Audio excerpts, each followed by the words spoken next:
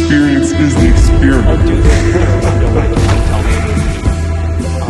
All right, ready? Yeah, let's go. Let's do it.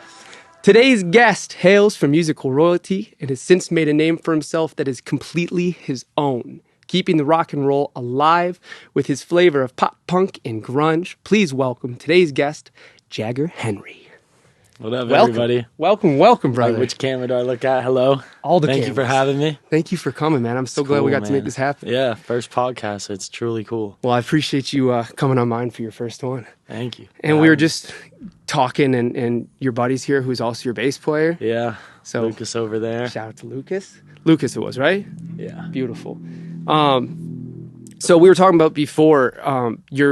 I've heard a bunch of your music, and I'm a big fan of all of it. But Love Yourself is, to me, it's fucking incredible. Thank you. It's It's incredible. one of my favorites. When is that from? I made that about 2 years ago. I just one day was in the studio, like, you know, when you get the motive to like go, but you're like, what am I gonna say? Yeah. Like, because everyone says like they write and stuff, but like I think most of the writing really just happens at such a blur of your time. So it's like I'll be in the car with him and we'll just have a beat come on and I'll instantly just be like, I've got an idea. Yeah. So it's like I'll never be the type to sit down in the studio and be like, all right, from scratch, let's go. Like I just like having a base idea when I go in. And I was in kind of a rocky relationship, and it was like a situationship, we'll call it. And she just kept saying like, you don't love me. And I was battling like a hard time in my life because I had lost a couple of my friends that year due to like overdose. And I was like, to be honest, I don't know how I can love you because like right now I really can't love myself. Like I'm just so lost. So one day I was driving in the car, a friend who's like one of my good buddies over in I think it's Washington. He's just like those kids that make sick beats. Yeah. He was like, hey man, check this out. What do you think? And I heard it and I was like, I got an idea. And it was like, why would I want to love anyone else? I can't even love myself. It's such an And, yeah. interesting topic because it's one of the most understood yet hard to understand pieces of life that everybody goes through. Yeah, no, true. Especially, and the weird thing is too, it's like, it's the most guidable situation, yet so inaccurately because everybody knows the feeling, but it's so different than everybody else's. It's like when you think like, I'm seeing red on my sign, you're seeing red.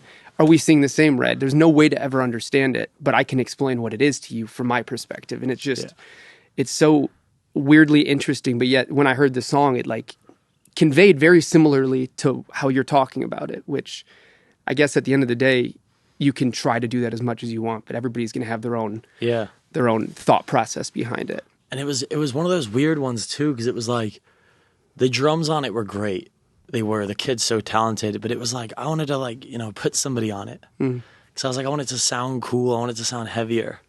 And it was the funniest thing. I'd called my dad and I'd been like, because like me and my dad, we have a great relationship. Like now, growing up, he was, you know, always the man on the road. So it was like, you know, hey, you want to play catch? Oh, he's not home, you know? But I called him and I was like, hey, man, I made this really cool song. And he was getting into it because he was understanding that I'm finally finding my way. Like, he's like, all right, my son's, you know, picking up the music. And, like, I'd always been making it since 12. But I finally found that, like, tone closer to my heart where I wasn't scared to be who I was.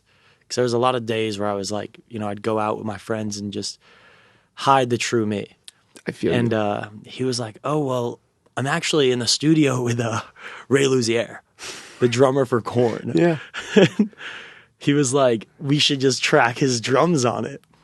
And I thought that was the funniest thing to me because I'm like, oh my God, Korn. Like, I'm listening to Korn thinking it's like, you know, doo-doo, doo-doo, doo-doo. And then I'm like, oh, yeah, we'll give it a whirl. And he sent back the drums for it, and it was the complete opposite of what I thought. Yeah. Well, I saw when I found the song, I was doing my research and I saw that he played on it. Yeah. And it was startling to me because the talent-wise, it was clearly somebody of practiced, who's very practiced, but it didn't sound like Korn. Korn, yeah. And I was almost like, after I kind of looked for Korn in it, and I couldn't find it, which I was really, really impressed by. Yeah, no, that's the wildest thing when you think of Ray. He's such a good drummer at that point where he knows that he's not drumming for Korn in this song. he's still putting his touch and talent on it. 100%. When I heard it, I was like, you can tell this is a talented drummer. But I'm waiting for it to come back, and I'm expecting like this, like, yeah, like crazy cymbals, double bass, and, and then like it comes back, and I'm like, sick, but it was more of like a shock of like, this isn't what I expected. Yeah. And it was probably the funniest thing to me, but I was just so happy with how it sounded. I was like, as much as I expected some full-blown like metalcore drumming, I'm really happy with what he sent back. It's perfect. I feel like to understand when a musician is great versus good is when you know somebody so well by their style, yet they're still so musically I don't even know the right word, musically defined, where they can go and they can still go play that halftime beat, or that they play to the song. They play for what it needs.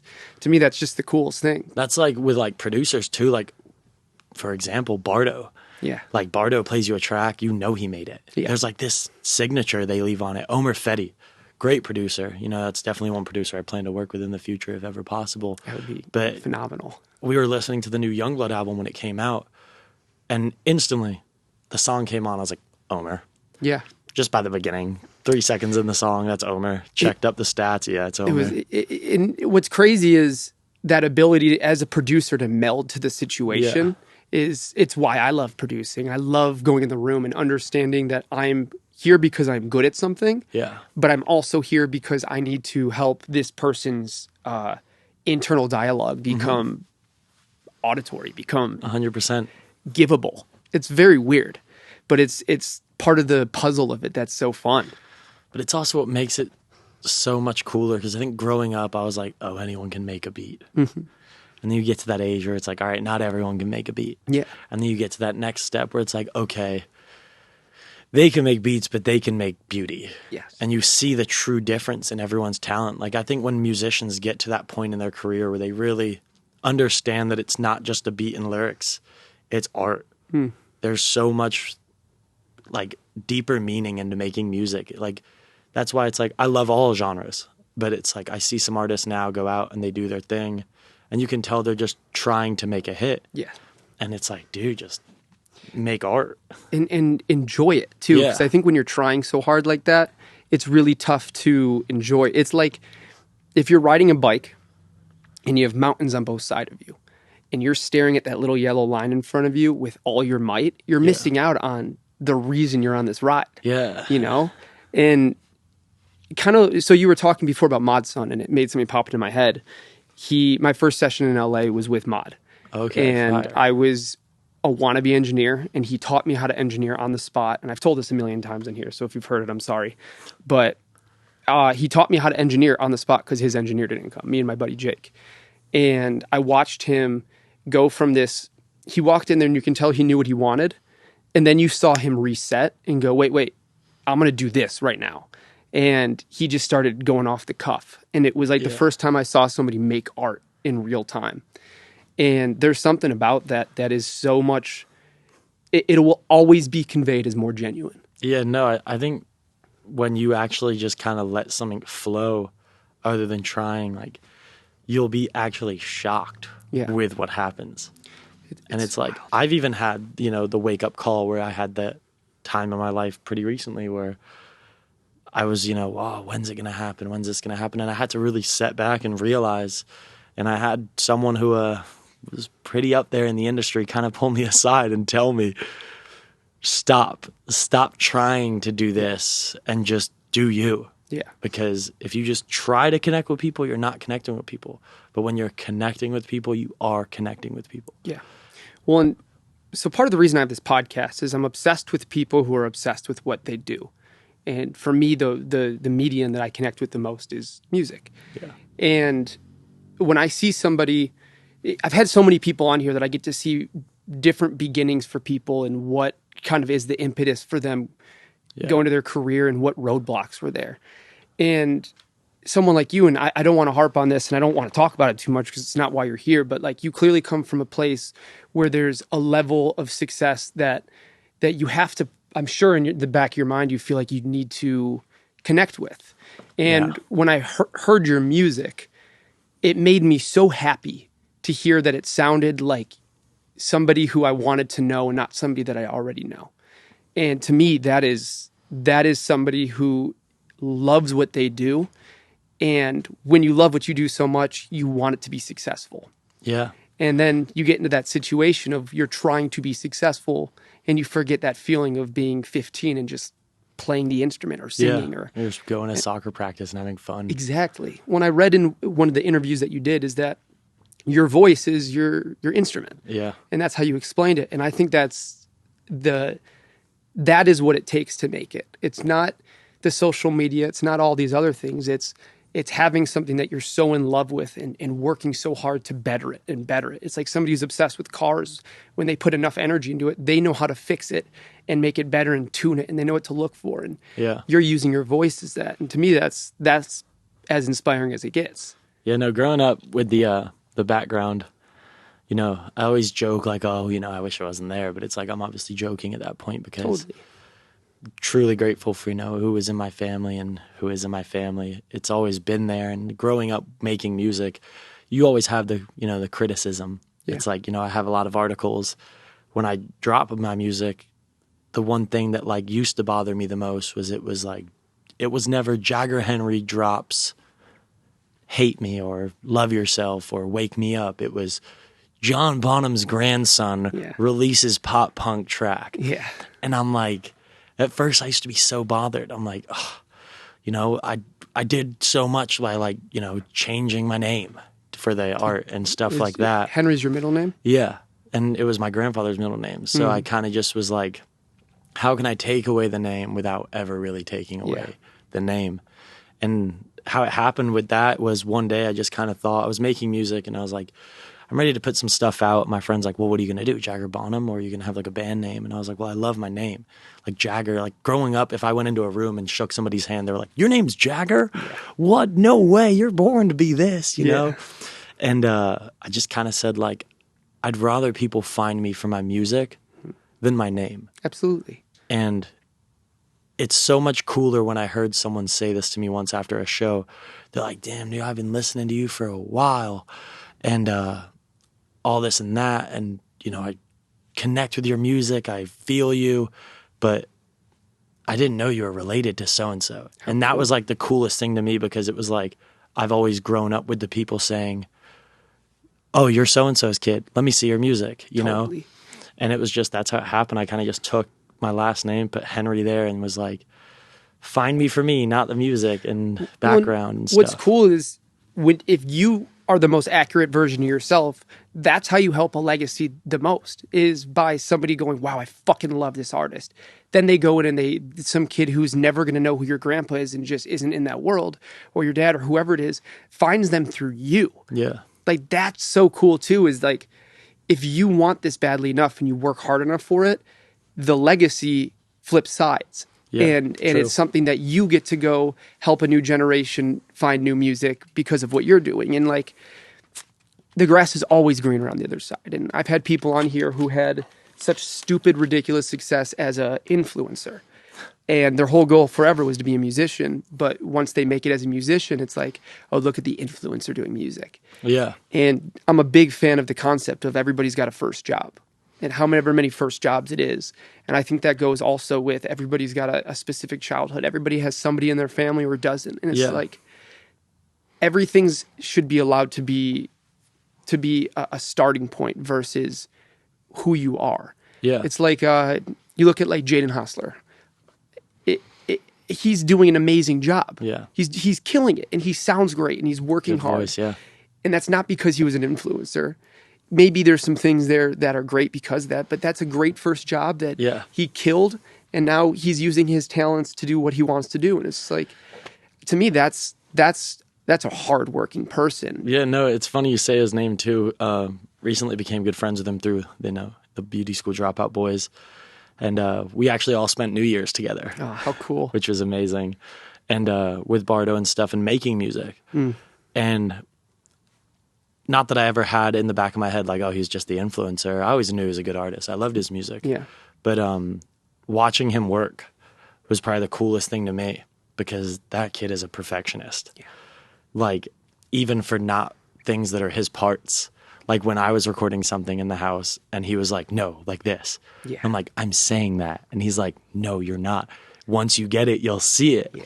And seeing him run back and forth in the room like the kid with ADHD that we all are. And really, showing his talents of like, he'd run into the kitchen to check on his dog Boot, probably tearing up toilet paper and stuff. And then he'd come back in and be like, I've got it. Yeah. And you're like, what? And then it was just something amazing to really watch. Because like where I grew up, a lot of kids did make music, but they were all like, I make music by myself, don't bother me. Yeah. So it was cool because it was one of my like first actual chances to see 5 different artists in a room and seeing how everyone's mind works, how Coley's mind worked, how Jaden's mind worked, how Bardo's mind worked. And it was like a really eye-opener for me because I got to see the passion that other people put toward their music other than myself. And seeing somebody, being in a room, first of all, with people, hopefully you're surrounding yourself with a lot of people that are better than you as much as you can, because that's obviously the best way to get better. But also being in a room with people who believe in you and understand your abilities. Like when you're saying that he's saying, no, like this, he would not say that to you if he didn't think you were capable of more and more and more. And to me, that's like growing up and watching, let's bring it to the pop punk world. I grew up on that stuff. I'm sure we're all similar ages and we all grew up on that. Yeah. Watching like all these bands that had this community versus the animosity that I feel like a lot of the pop world kind of carries now.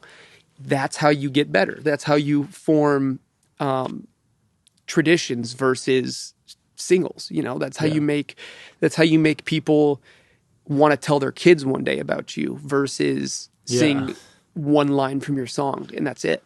No, I think that's the craziest thing too with a lot of these influencers that make music is like a lot of them are out to make a hit and not leave a legacy. Yeah, it's that TikTok thing. Yeah, but I believe that Jaden is, he's definitely out there to make a legacy. Well, he's gotten enough of the one hit as far as moments. Like he's had those moments as an influencer. So I'm sure there's this, and I don't want to speak for him. I don't know him. Yeah. But I'm sure that feeling of that quick little dopamine hit it doesn't mean as much anymore. Yeah. The other day we were all out at Barney's and I told him this story. I said it was the wildest thing when this kid said it to me because I look at him like, all these streams and followers and, he's doing really well. Very well. He's talking about this new song he's working on. He's like, oh, hopefully this is the song that I make it with. And I looked at him like, what do you mean, dude? Yeah. Like, I'm pretty sure you have a song that just went gold. I don't know what it would feel like to be in that situation, but it's that dopamine hit. It's that mentality. Yeah. He's like, I'm not done. Yeah. I have that, hit, and that's the craziest thing is like that kid has so much heart towards it where it's like, it's more than just making a song for you to like make a dance to. It's like, I want you to play this for your kids, Absolutely. And that's the same thing like we all feel when we're making music. Like someone asked me this question not too long ago. They're like, do you want your song to last a year or a lifetime? And it was the craziest thing to hear because it's like, it's such a simple question, but it's like, it made me reevaluate going into the studio. Like, I'm in here to make a song that's, not only going to make me feel better, but be here for a while. Convey that emotion for hopefully a lot longer than we're here. Yeah. And I think if you're writing about personal dialogue and experiences, you have that opportunity. If you're writing for people to have that personal dialogue, you're going to have a really tough time because you're doing it. It's like this chat GPT thing's going crazy right now. Everybody loves it. And one of the things like Lex Friedman was talking about today on a podcast I was listening to is the difference will always be that there is no true story behind it. You're not going to hear that little crackle in the voice that lets you know that person's having a tough time saying these words to you. You're not going to hear the years of abuse on themselves from others, from themselves, whatever that is in the music. There's this difference there. I don't know. I think that's why music is so beautiful and cathartic is the fact that it's happens to be a diary for us and it's made by a bunch of people who don't know how to convey that emotion otherwise. Yeah. I think that's like the funniest thing, is it's like a therapy. Yeah. And it's like you ask me to go talk to somebody about my feelings and I'm going to sit there in silence. Yeah. But if you, shut the door and put a microphone in front of me, I'll let you know the deepest, darkest secrets I've got, And that's like the wildest thing to me is like when people are like, oh, like we need therapy or we need help. And it's like, it's true, dude. Like therapy is probably like one of the most beautiful things, like getting to go and express yourself and talk to somebody about what's going on in your head and feel okay. But for some people, it's just so much harder to talk to somebody. Like for years, I couldn't even talk to my best friend about my depression. And when I told him, he was like, he was a different kid, he didn't really believe in it. Yeah. He was like, I'm happy all the time. So when I'm explaining it to him, he doesn't understand it. And then that put me back in that shell of, all right, nope, not going to tell people my problems because then it seems, like you're just like, hey, help me. And then. And it feels inaccurate or false to yourself, which then makes you have this weird in between thought of like, am I honest to myself right now? Am I being serious? When you are and you went through certain, whatever your life experiences were. Yeah, like I have one song, it's a part 1 and part 2 is Nothing Lasts Forever. And it's the happy side and sad side to that truly nothing lasts forever. And when I made it, I was starting to like send my music out to friends and family and be like, hey, what do you think? And my mom got a hold of it. And she called me bawling her eyes out. Is this really how you feel? Like, why didn't you ever talk to me or tell me these things? And that was when it hit me the most. Like, my friends are like, damn, this is sad. But it was when my mom called me crying and was like, is this really like what's going on in your head? Like, it's the wildest feeling to like hear your mom's tears over a song. The dichotomy of having a good relationship with your parents is very weird in this industry because our job is to be honest, but you also don't want to let down the people that don't know the whole story. Yeah. The people who they don't know the story because you want to protect them from those feelings. Yeah. And I get that on such an intimate level. I mean, I'm not the best writer when it comes to music. I struggle with that. And I found my ability that is not, that the lack of ability there comes to fruition here, comes in the podcast. And I mean, like you were saying before, and you put somebody in front of a microphone or you in front of a microphone, it's a lot easier. And I realized having musicians on, sitting in the room, people are nervous. The second they sit in front of the 7B, that little piece of the booth comes back into their life. Yeah. And it's a little easier to be honest again. It's like a closed door. Absolutely. And even though it's the most open thing we do. Yeah. Like, that's the one thing I've never wrapped my mind around is we can't tell our friends that we're sad, like he's the one person I definitely vent to as much as I do now. And we always hide our emotions to everyone else, but then give it out to the world. Yeah. And it's the craziest thing to me. And I really started thinking about it lately. It's like, I can't tell my best friend I'm sad, but hey, everyone out there listening, here you go. Yeah. Well, when you hide it behind melodies, it feels less, there's less of an attack on it. Mm-hmm. You're getting the ADSR and you're putting it down a little bit for all the producers out there. And I get that. And that's why like something like this, like the podcast world, I'm so inspired by comedy because you see a bunch of people who have issues, who have this ornate ability to sit in front of a camera and be fucking brutally honest about it. Yeah. And like when I started this, my biggest issue is I have a disease with my eyes that through all the repercussions of it or whatever, it makes me blink a lot. And it's looks like I have Tourette's sometimes, and it's my biggest anxiety. And I put myself in a position where 9 times a week I'm filming myself where it's looking me dead in the fucking eyes. And all I was thinking about for the first 50 episodes was that what people are thinking about. Then when you start realizing that all these episodes come out and nobody said a word about it, all that internal dialogue starts to calm down a little bit. Yeah, no, for sure. And it's the same with music. You write an album, by that last song, you might be too honest, you know? Like you sink into that feeling, which is necessary, and it's why we're here. Yeah, no, I think I agree with that. You kind of hide your insecurities thinking that everyone notices, but no one's really paying attention. Everybody's nervous of their own. Yeah. You walk into I was at a party recently with Pink, and I went alone. My girlfriend wasn't able to go, and I'm fucking terrified of going to parties alone, especially when it's not people that I know well. Not a big party goer. I hate the club scene. I won't step foot in the club unless it was to support a friend. You'll see me in the back corner. Yeah, I'd rather be outside with a Diet Coke or a Dr. Pepper. Yeah, and a Dr. Pepper 5. But like, I was in there and people started coming and saying hi to me and introducing themselves. And after 20 minutes, I go, wait, all 8 people who just said hi don't know anybody either. What am I walking with all this anxiety thinking that I'm the only one when I'm actually part of the masses? I'm part of most people there don't know somebody. Yeah. And you see somebody and like some kid came up to me so confidently. He's like, "Hey, I'm whatever. What's your name?" And I was like, "That's so cool." There's like that's so you cool. rarely see it now too. So rare. So rare. Do you feel like when you're going into a session with somebody that you've never worked with, it takes you this ramp up to get there? Or do you think? Yes, 100%. So do you work with people that you know pretty well as much as you can? When I first moved here, it was all new people. Keep going for a sec, by the way. It was a lot of new people, a lot of new faces. So I kind of always was nervous and had to kind of shake off the nerves and do that whole ramp up thing. So to anyone out there, if you ever move somewhere and you're going to go work with new faces, just know it's just the exact same as what you were doing with the people before, you know, because I realized after the 30 minutes time wasted of me, you know, being nervous, I think finally I realized that we're all the same, you know.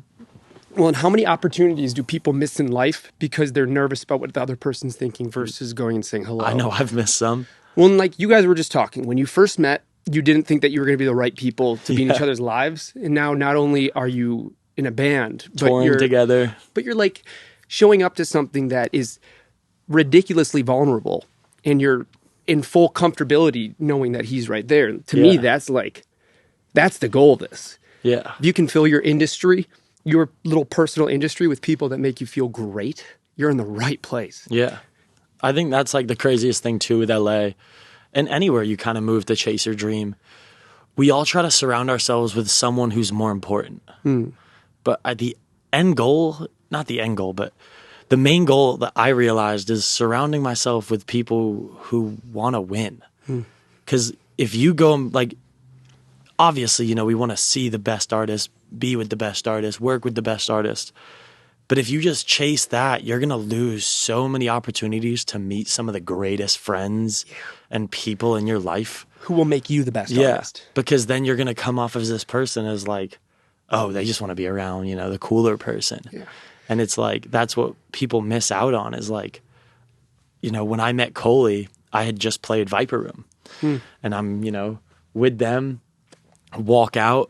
And like, I had heard of Beauty School Dropout. You know, I wasn't, you know, jamming their stuff every day. It was like I'd heard of them, you know, because when you move to LA, you hear of every band. And I was walking over to Rainbow, get a couple of drinks with my friends to celebrate. You know, we just headlined the Viper Room. And I stage dove and fell on my back because no one decided to catch me. Viper Room. But I walk up to him and, you know, he's standing in a group of people and I know some people in this group and I'm there in my skirt. And he's like, "Oh, you know, you look dope. What's your name?" I was like, "Oh, I'm Jagger," this and that. We get to talking. Super cool dude. Yeah. He's like, "Oh, yeah, we're about to go on tour, you know? That's insane. You should come on and be the opener." It's like between you and, you know, I think Quentin was the other opener at the time. And then Q ended up doing the 3 LA days with us. And I ended up, you know, doing the whole tour with them. Wow. And it was the craziest thing. We literally walked to the Rainbow after a show, bumped into a kid who I thought was like super stylish. I was like, all right, I'm saying what up. This kid looks cool. And the opportunity arose to, you know, go on my first tour. And I think that's what people miss is they walk around these bars trying to find the better face or the most known face. And it's like, sometimes it's the people that, you know, even though they aren't known, the people who we don't know are they going to be the better conversation and, you know, who knows what they can do and will do for you. It is so accurate to life in general. And like the amount of people who've come up to me and be like, "Wait, why'd you have that person on? They don't have a following. Why'd you have that person on? Their do you like their music?" Yeah. And it's like, I like them. I think that having them in my life is going to be beneficial to my happiness, to my... Trust me, I live for the experiment. But there is one place in my life that I don't want to be an experiment. And that's when trimming my balls. Luckily, the Performance 4.0 package is here. Inside this package, you will find the Lawnmower 4.0 trimmer, the Weed Whacker ear and nose trimmer, the Crop Preserver ball deodorant, the Crop Reviver toner, the Performance boxer briefs, and a new travel bag to hold all of your new favorite things. I needed the Lawnmower 4.0 so much more than I ever realized. This thing has a ceramic blade to reduce grooming accidents, all thanks to their advanced skin-safe technology, a flashlight so I can actually see where I'm trimming, and not only that, but this thing's waterproof, so I can trim just about anywhere. I love this thing, and I love the whole 4.0 package, from the lawnmower, the weed whacker, the crop preserver, the crop reviver, and all the free gifts they threw in. Trust me, fellas, your balls will thank you. Get 20% off and free shipping with the code EXPERIMENT at manscaped.com. That's 20% off and free shipping with the code EXPERIMENT at manscaped.com. Unlock your confidence and always use the right tools for the job with Manscaped. To suppressing my ego, to allowing me to feel the most individual to myself. That I like everything they do, because it helps. They want to see me win and I want to see them win. Yeah. And we support each other. I bet you, before you met Cole and all of them, you didn't think you were going to be spending fucking New Year's with them. No. Like it's crazy how quick that stuff happens. I spent New Year's all sleeping in the same bed too, watching Modern Family. I love it. That's as pop punk as it gets. Yeah, I'll send you the photo to have pop up here that Coley took of all of us sleeping, and he just took a picture above of us. We'll put it in right there. And we'll take it out right there. Editing.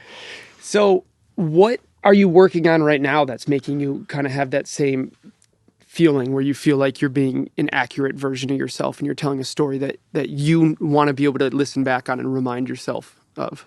Lately we've been working on a bunch of new music. Like, it sounds, so crazy that I only have 4 songs out, but about 40 ready to go. Yeah. And it's just like, you make one song and then you hear the old song, you're like, wait, this one's better. that one's not that good. Yeah. But even though it's a great song, but you've now made something better. And I was just talking to the boys about this, is like, what do you do?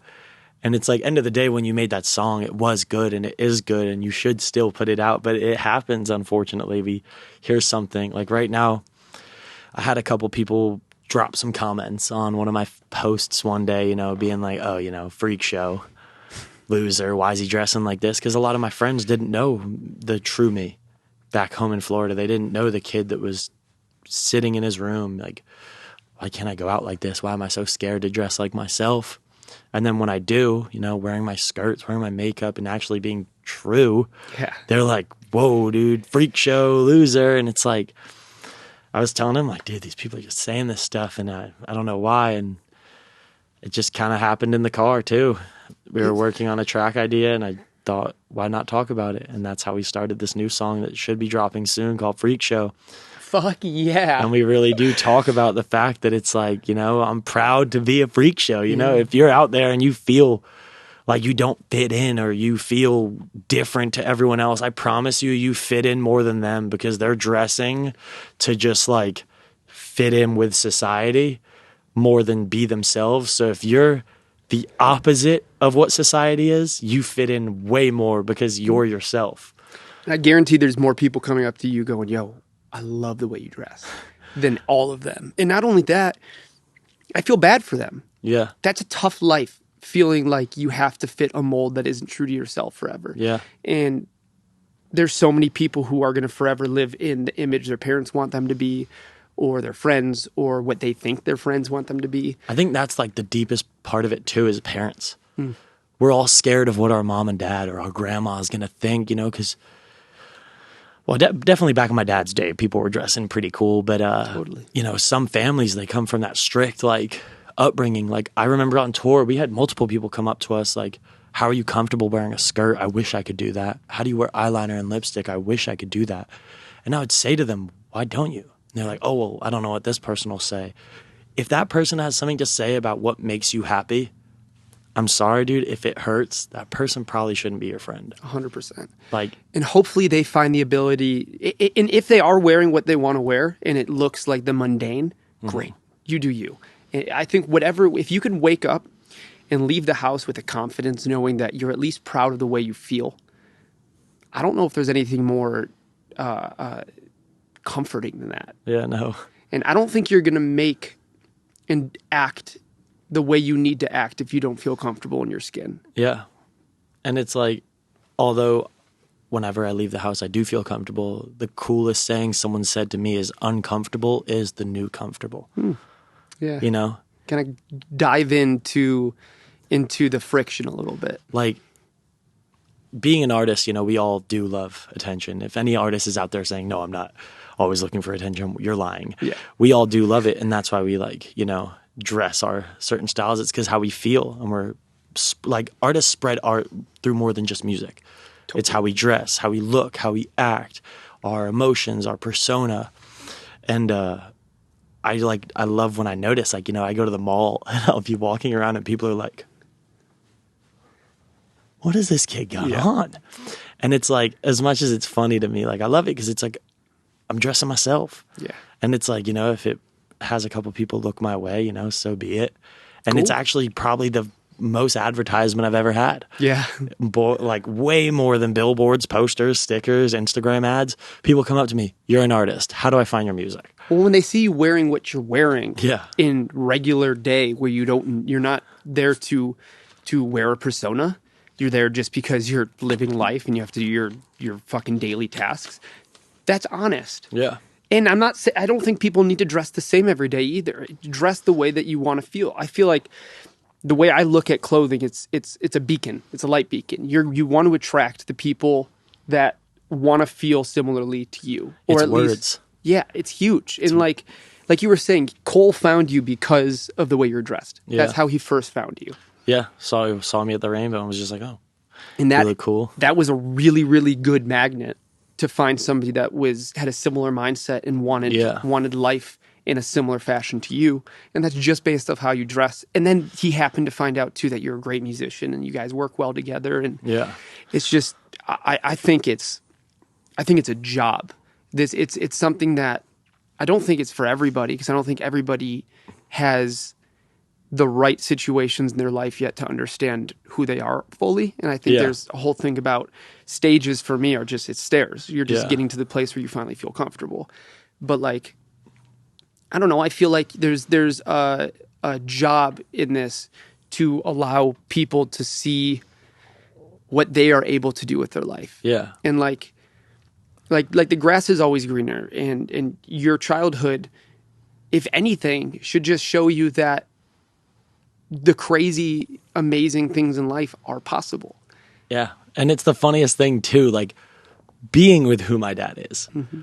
I'm thinking that when I go out in these leather boots, skirts, makeup, he's going to be like, sick. Yeah. That's what I did back in my day. He actually was like, why are you wearing that? What the fuck are you wearing? Yeah, what are you doing? And like he's like a dad. Yeah, like he'll see my latest Instagram post and be like, are you wearing lipstick?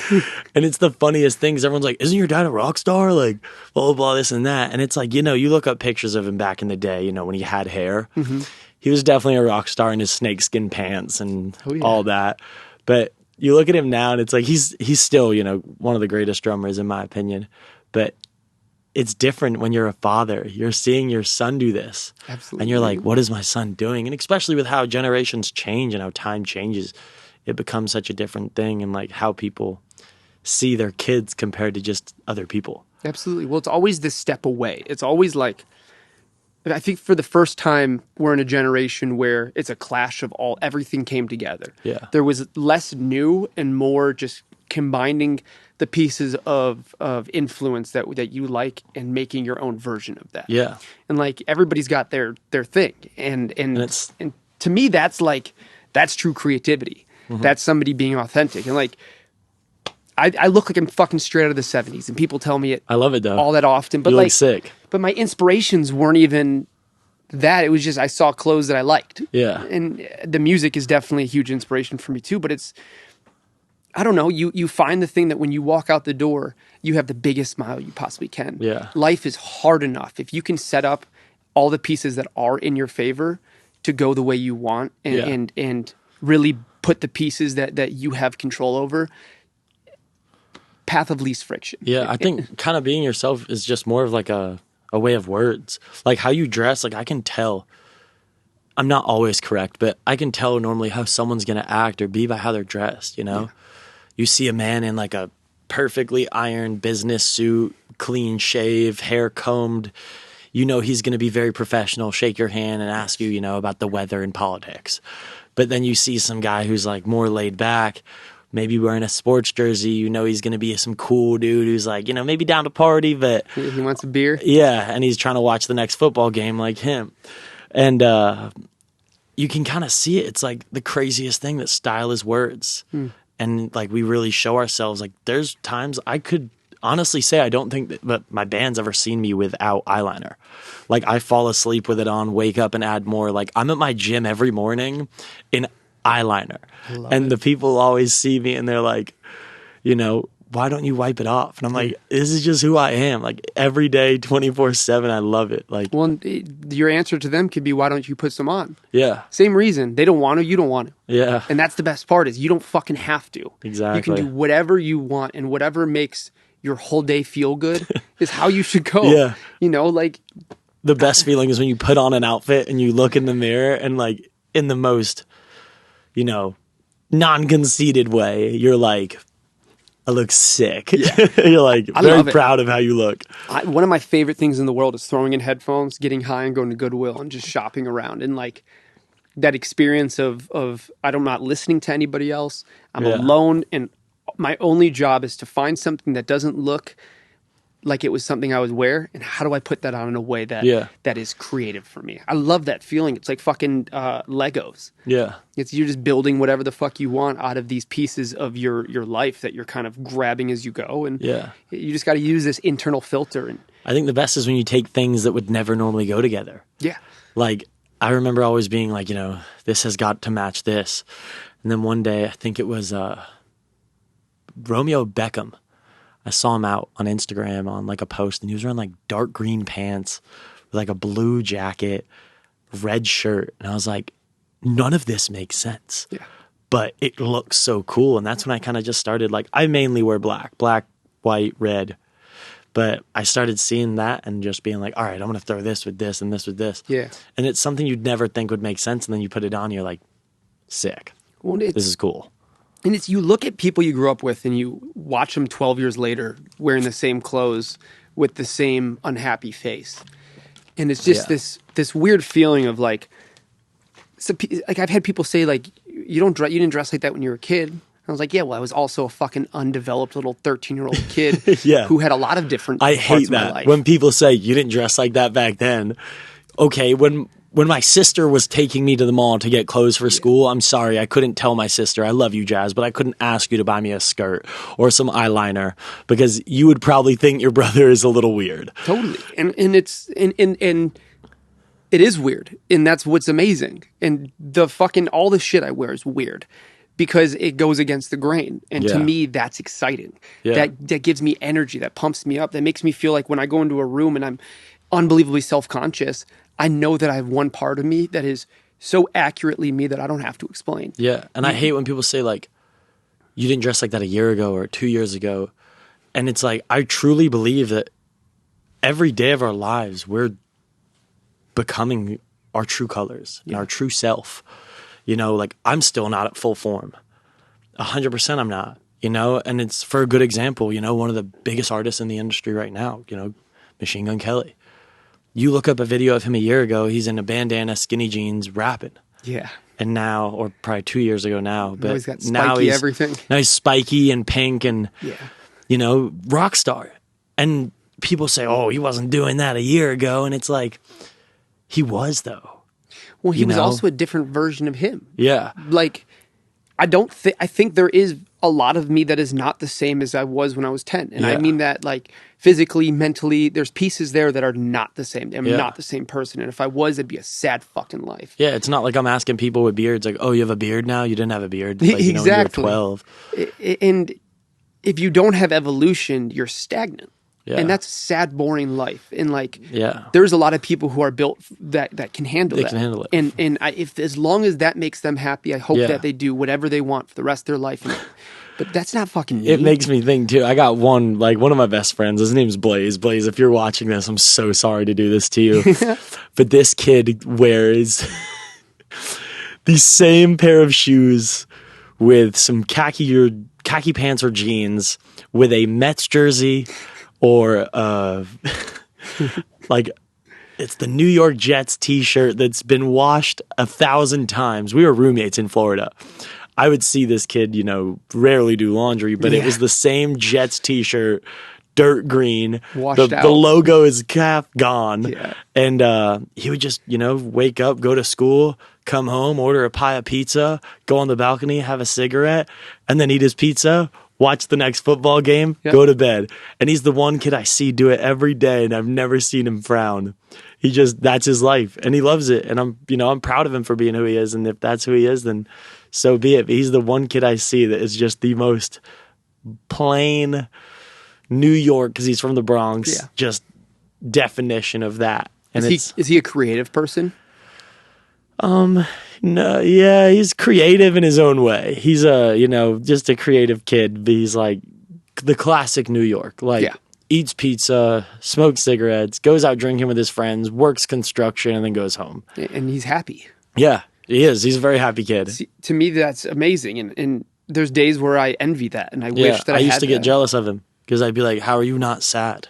Well, but I feel like there's also this dichotomy where instability breeds creativity. Mm-hmm. And sometimes my girlfriend and I just had a conversation about this. It's like if I didn't have a lot of the mental issues that I face, I don't know if I'd be able to see outside the lines enough to create something that is authentic and that has purpose outside of what's already been created. Yeah. You need the roller coaster in order to have this sort of retrospect. Emotions are art. As much as, sometimes we hate the thoughts we get or the things we deal with, it's all a part of life and art. Yeah. I wouldn't be the man I am today if it wasn't for things that have happened in my life. Totally. I believe that we try to hide that too. And it's like, we never want to accept the bad or the sad or the good or the evil. But it's like truly what makes our emotions creative. Yeah. Retrospect is the killer of all bullshit. When you can look back in retrospect, you can see utility. Mm-hmm. It's really hard to see utility when you're in it. And also when you're a creative like this, we are built in a way where regular life can be really tough for us. Yeah. And that is for a reason. That has meaning behind it. That has use. And I guarantee all three of us in the room have our own version of that is severely different and scarily similar. Yeah. And it's just like, I don't know. I feel like it's part of this. You have to have life built into the situation in order to have something to write about. And if you have a real version of life, then it's not going to be one or the other. It's going to be this mixture of crazy and calm. Yeah. No, I think the music industry is a perfect example of that. Yeah. It's just a bunch of people who deal with stuff and are kind of crazy. Yeah. And very fucking crazy. Yeah. And we just kind of speak our mind. In a weird way, music is politics. We're all speaking our mind and, saying what we, vote for or what we agree with and disagree with. So it's kind of like its own little version of politics. And it's just based off the circumstances that we were either given or forced into. Yeah, because think with fan bases, you're going to have some fans that agree with this person and they love that artist, but they're not going to like this or that artist. And they'll turn in a second if they don't feel like the message matches them anymore, and that's okay. Yeah. And it's just like politics. I feel like the smartest people in politics are the people that have the honest ability to see both sides. Yeah. And I feel like the same thing here. If you have the ability to understand crazy and understand calm, then you can talk to everybody. Yeah. I love that I said at the beginning, what's one thing you don't want to, brush up on? I'm like politics, and then I'm the one bringing politics into play. I do think it's an important part of society, and I think if used correctly, it gets people speaking. Yeah. Which is great, but it also gets people yelling, which is trash. Mm-hmm. But I don't know, I guess at the end of the day, everything is polarizing, and everything has the ability to connect. Yeah, it's true. So back to music-wise, what's the next release for you? Is that Freak Show? Freak Show is the next release for sure. Just finalizing things now. We kind of had some guitar riffs that we wanted to change, kind of have it follow more and stick out a little bit more, I guess you could say, because we were doing a lot of those chorus cutoffs that are like bump, bump, and we were like, we kind of need some, get the people dancing. Some fillers, yeah. Get the people dancing, and then, we're going to go back to the studio tonight, and Lucas's beautiful voice is going to help with the harmonies. Oh, I'm excited and really, to hear. Thickening the song up. and giving it the juice, as I like to say. The juice is needed. Yeah, but after this release, I think, honestly, I don't know if I'm allowed to say this, but maybe the song I have with Bardo and Coley. And after that, hopefully either an EP or an album, depending on how it's looking. That's so killer. Because I've got the music, it's there. It's just how you want to package it. Yeah, sitting back, and I honestly just need a day where I sit back and listen to everything and see the story it tells, because I have songs in orders that are perfectly made for albums. Like when I made them, I wrote them by each day of my life. Oh, that's so cool. Like through times of my life, like the time I became best friends with strippers by going to a strip club too many days in a row, and now I actually have the girl tattooed on my hand. That's so crazy. And she's one of my best friends. So shout out to Jordan and Jen and Ange and all that. But that's such a good tattoo. Yeah, it's so well Corey done. Miller, great tattoo artist. Shout out, that's insane. Yeah, but there's stories that arose from their friendship. There's stories that came from losing friends. There's stories that came from the friends who were my best friends that ended up, once I showed my true colors, running away. Totally. So it's like I have those songs in that order to create an album. I can never speak. To create that album and tell that story one by one, but it's like, which do I want to put out first? Absolutely. Man, that's so exciting. I'm so excited to hear all the music, and hopefully once we shut this off, I can get a little sneak peek. Yes, 100%. Unreal, man. Well, I'm such a big fan of your music, and now an even bigger fan of you. I really appreciate you coming on, especially for your first podcast. Thank you for having me. And I was definitely nervous, but we did it. It didn't come out. It didn't show at all. I think that there's an honesty that's hopefully going to help a lot of people. So I really appreciate that. Thank you. And I can't wait to hear new music, and hopefully do this many more times. You have an open invite. So thank you so much. We'll make it happen. I appreciate you, brother. We'll bring the band here. I would love it. Let's do it. That'd be fun. Let's do it. And thank you, everybody, for watching. Thank you for listening. Go stream up his music. You can find him at Jagger Henry. And get ready to hear Freak Show. It's coming for your ears. Appreciate you, brother. Thank you. Thank you. And to everybody listening, I'm Jagger Henry, and this is an experiment. Fuck yeah. Bye, everybody. Thank you, brother. Thank you.